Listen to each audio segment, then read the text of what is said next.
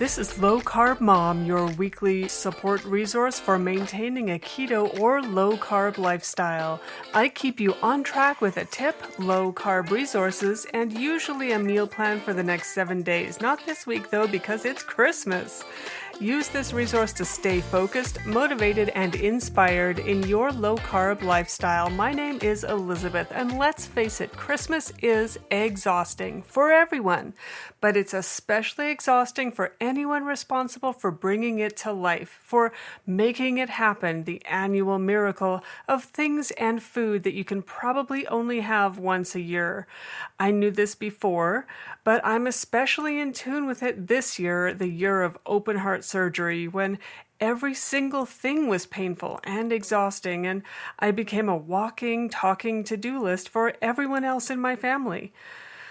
Normally, if I saw something out of place, I would take a few steps over to it, and just set it right, like a normal person. But nowadays, I stuff that urge down, and believe me, it takes a bit of work, and I practice saying out loud, I need that slow cooker to be moved over 1 foot backward and behind the pressure cooker.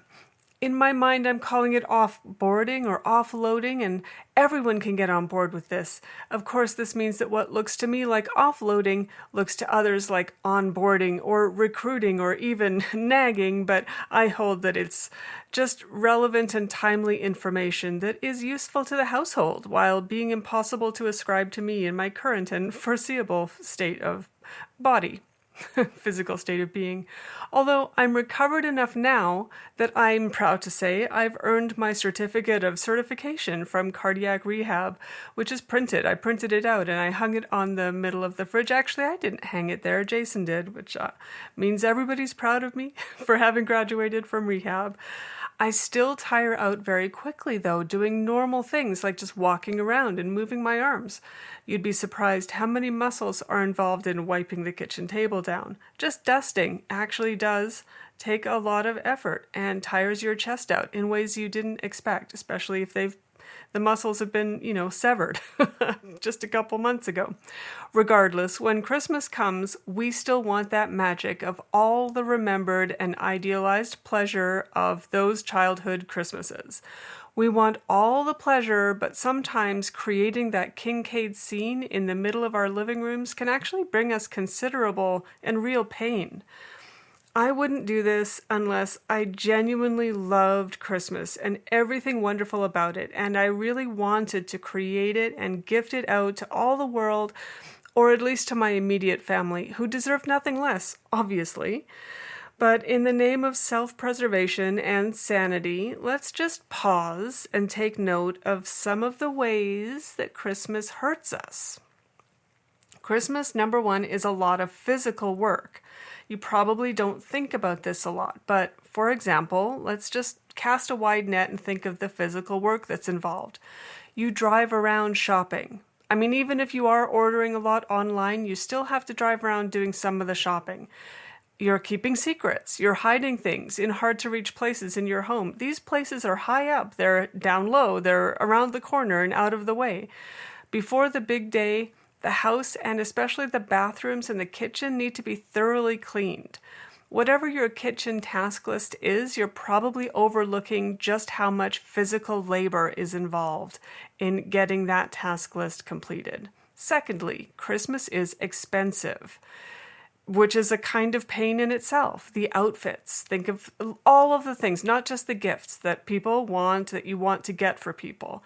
But there's outfits, there's little knickknacks, there's decorations all over the house, there's gifts, of course, there's activities which sometimes cost money to pay and go, and different ways that they cost money, like you have to pick certain things up just to get to this activity. And of course, food prep. Have you noticed that you can't get a turkey for under $100 anymore? And don't even look at the price if you didn't order it a month in advance. Oh my goodness, turkeys, so expensive.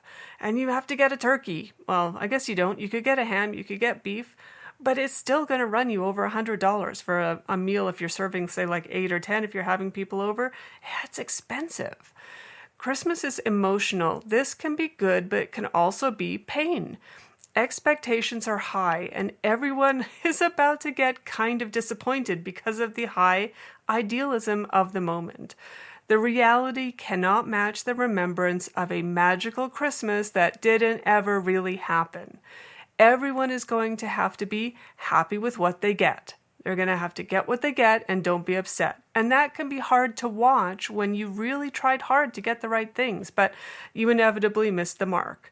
Plus, there's going to be family shenanigans. There's always family shenanigans. Nobody's used to being smashed together with family in these very intimate and high expectation situations. It happens every single year. Usually for Americans, it can be Thanksgiving. For Canadians, it's usually Christmas. It's high expectation, and always something gets a mismatch and things go wrong. And last thing I'm going to mention, because it's relevant to us here at the Low Carb Mom, Christmas is especially hard for low carb dieters. You would think maybe it shouldn't be, because turkey is a keto-friendly menu option, and you can also choose any other kind of meat.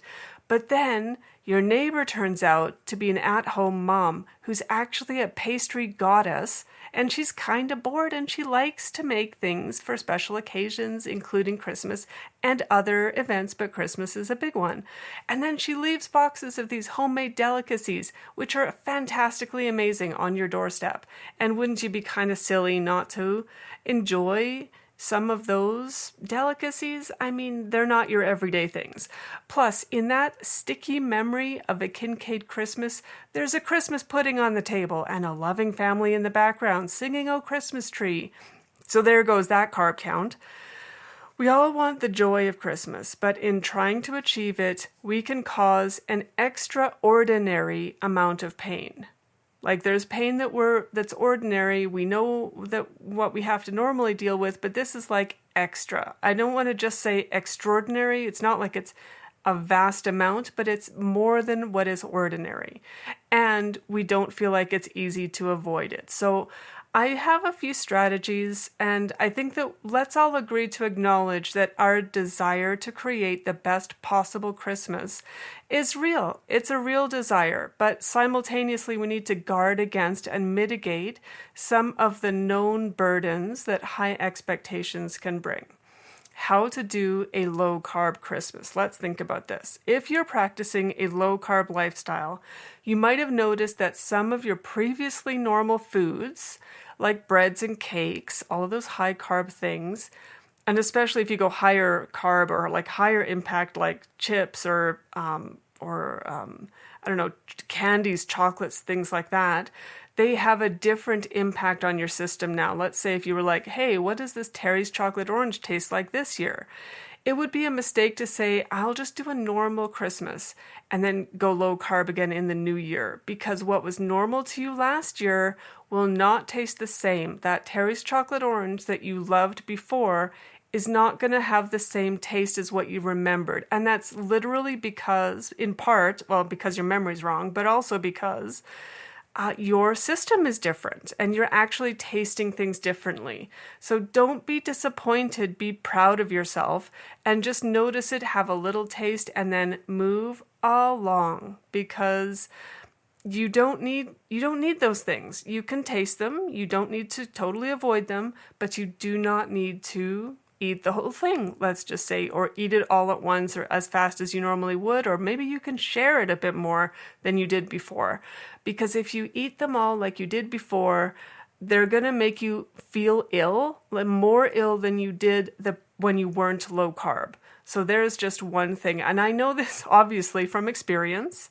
I have gone through this not only in Christmas. If you just go for that bag of chips or you just go for a piece of cake, it's going to make you roll around a little bit saying, I wish I didn't do that. And you won't remember that was what it was like before, because it wasn't.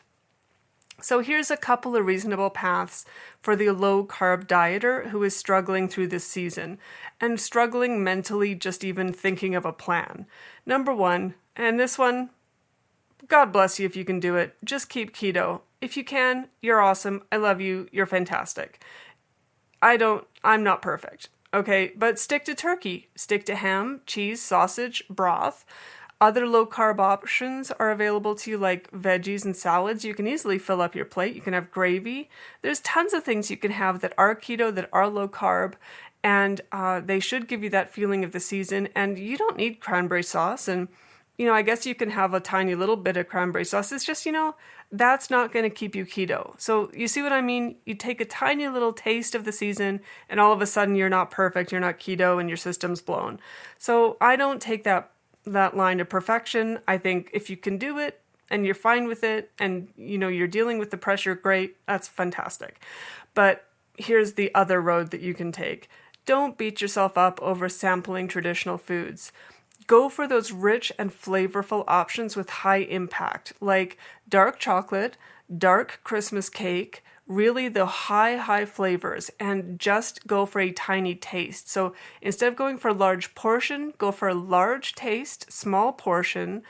Or, I know this is going to sound insane, but I've found that it can work. Just satisfy yourself with the smell and realize that eating it's going to make you ill. You're in the presence of tradition. You don't have to put it in your body. You can just enjoy it. I mean, I realize that sounds totally insane to some people, but I have eaten things that I thought were okay, and then they've made me ill. And then later I've thought, okay, I'm smelling it. Yeah, I would like to eat it, but remember last time it made me sick? And then I'm just like, okay, actually, I'm okay to just smell it. Actually, smelling it was just the sense that I needed to give me that pleasure and that feeling of being around that thing. Just something to think about. If you think it's totally insane, just, pretend I'd never said it. Okay. Here's another idea. Focus on healing. I'm focusing on healing right now because of my surgery, but healing isn't just for post-surgery. We all need to heal, especially if we're older, and we're all older. We're all over 20, and some of us are quite a lot over 20, and we all need to heal. It means that we have damage, we have things in our, like cellular things happening. We can all heal and take a break. And we can heal through the season by doing many different things. Here are some of the things that we should probably be doing. Resting. Just not doing so much. Like, if you cannot do it, just don't do it. For example, get good sleep. Try not to over-caffeinate or have too much alcohol so that you can't sleep. Get a really good night's sleep. Make sure that you get to bed early. You don't have to be partying late at night.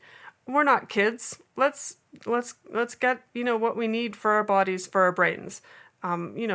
Sleep really helps. Consume healing foods, like in a low carb mom, I've spoken about L-Reuteri yogurt, making that. That's a healing food, and that really, really helps. It helps to build up the gut bacteria, that helps to do other things, that helps to promote healing, and especially can be good for the production of muscle and also for hormonal health, including mental health. So that's a really good healing food. Another one I just recently spoke about on Low Carb Mom podcast and in the newsletter is broth, bone broth, real bone broth. So look into that, check out that article, and be eating yogurt and drinking the bone broth. Those are great ideas. And also, if you can, restrict carbs. That's great because carbs are inflammatory and they don't promote healing. But when this isn't possible, we can also use timed eating to encourage healing in between the times when we had our little whatever festive foods that we had. For example, OMAD, eating one meal a day, or eating during a restricted period of time, such as eating lunch at 1 and then making sure you don't eat after 7 p.m. That gives your body a rest from consuming foods and helps it to reset. Even if you're not strictly keto or low carb right now, that can still be a major help. Perfection is not likely during Christmas. It's not likely going to be a perfect Christmas, and we're not likely going to be perfect during Christmas. And that's not required, and it's not going to be a really big deal. You're going to be able to get back on track, whatever that means for you in the new year. Experience the joy. I strongly recommend using other experiences in place of food when you possibly can. For example, use music. And I'm going to provide some of my resources this week are just a few different musical ideas that I really love, that I really connect with during the season, in case you're looking for some new options. They probably won't be new to you because they're not new music, but I just like to throw them in. If I want to change it up, I have a couple of different kind of genres or options. Some of them, though, it's kind of funny. Some music can be super cheerful and nice. Some of it's like very, very emotional, like it's happy, but it can make you feel emotional because of the memories.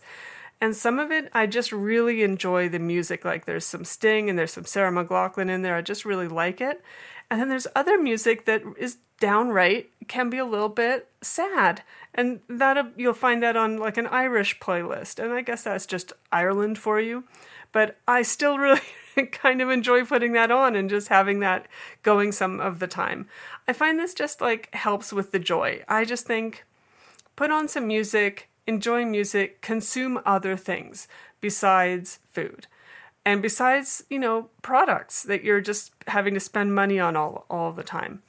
Experiences as well don't always have to cost a lot of money, and you can have those in place of food. So you can plan to do winter activities. In my town, we have lots of light shows that you can go to, lots of different kinds of light shows in different parts of the city. Some of them are small little things that are just like local types of events, and some of them are bigger. You have to like buy a ticket and drive through like this big light show. I'm sure there's one in your neighborhood. And you can also do winter activities like nature walks and skating and skiing and sledding.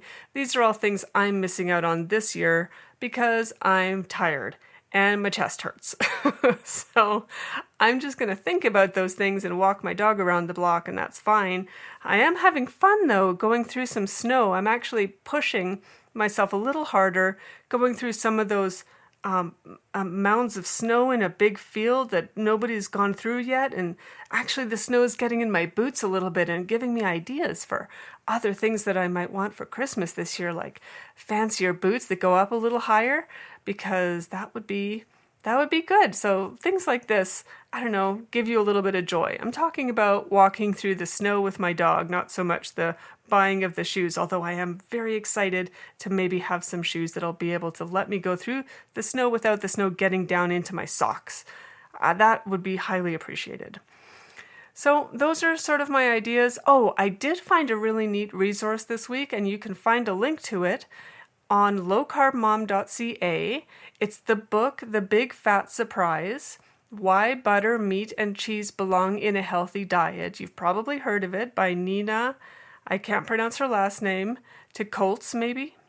Anyway, this book is currently included free if you have an Audible Plus account, which I think means that you have any subscription level until the end of this year. So if you have an Audible account, or you just think you might want to have an Audible subscription for some other reason, you get these free books included, and one of them is The Big Fat Surprise. So if you haven't listened to this yet, here's your chance to get that done for free. There's a link on lowcarbmom.ca. I've also included links to the Spotify versions of Sting, If on a Winter's Night. I love that album. I love Soul Cake. Alex and I, my daughter and I, love listening to Soul Cake. We'll just listen to that on repeat. It's super nice. I don't know. Although it is kind of funny to listen to it and realize it's full of food, but I don't mind. I don't know. It's just, I love the poetry of that song. And then there's, of course, Sarah McLachlan Winter Song. Always love a little Sarah McLachlan. Irish Christmas playlist, full of sadness and booziness, which is fantastic if you want a break from being happy, and joyful and full of little toy trains and things, which you might get from Nana Muscuri and her playlist, which is also, all of these are just Spotify links.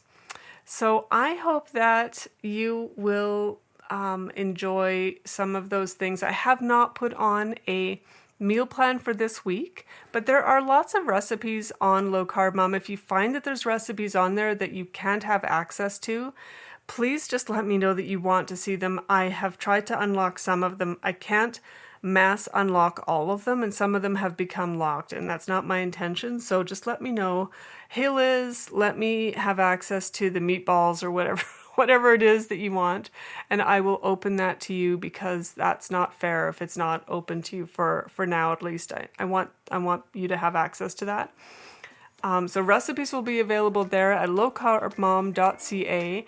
If you join as a supporter, you will be able to interact with me and the low carb community. We touch base every week to share our progress, trials, and tribulations, and support each other through the hard parts. In order to be tolerable in the long term, everything on my plate has to be delicious and packed full of positive energy. It's a complete approach to life that will see us through strong and happy, physically and mentally. Subscribe to Low Carb Mom at lowcarbmom.ca. Have a strong and healthy week. Stay mindful, stay organized. Have a very Merry Christmas, and we will see you again next Monday. Bye-bye.